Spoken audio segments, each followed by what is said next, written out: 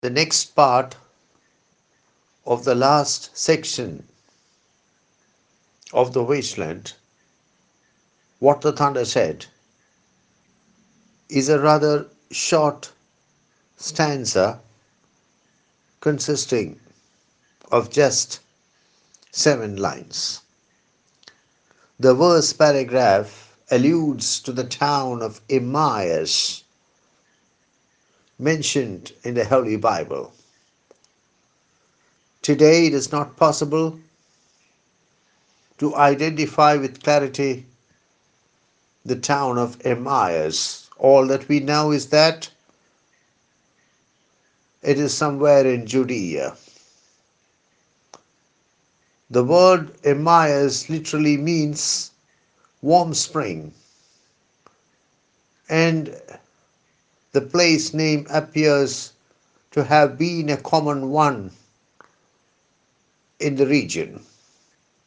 In the Gospel, according to Luke 24:13 to 35,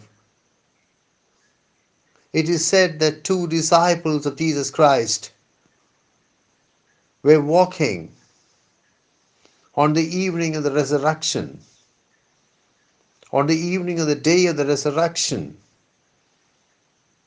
on the road to Emmaus. So we have two disciples of Jesus Christ walking towards Emmaus, and it is the evening of the day of the resurrection. The disciples are discussing the momentous events they have been witness to when a stranger joins them. The stranger is hooded, and they are not able to identify him. The stranger rebukes the disciples for their unbelief. When they reach Emmaus, the disciples invite the stranger to join them for supper, and the stranger accepts the invitation. It is only when the stranger breaks bread that the disciples realize that he is Jesus, and Jesus suddenly disappears. Who is the third who walks always beside you? This is the question. When the speaker counts, there are only two persons, you and I. But when the speaker looks ahead up the white road, he finds another person. The person is hooded, and it is not clear whether the person is a man or a woman. But who is that on the other side of you? In the notes that T.S. Eliot wrote to the wasteland, he explains that there was a very similar experience when an expedition was launched to Antarctica. The explorers were extremely tired, exhausted,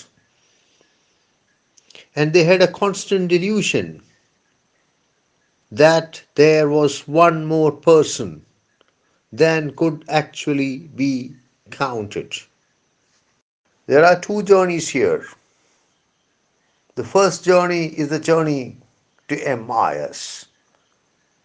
Two disciples of Jesus undertake this journey. This journey of the disciples of Jesus is supremely successful. For one thing, they reach the town of Emmaus. For another, they are able to break bread with none other than Jesus Christ, Son of God, and God the Son.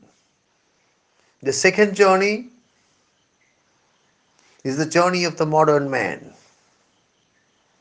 The poet works out an indirect contrast. The poet works out a subtle contrast between the two journeys.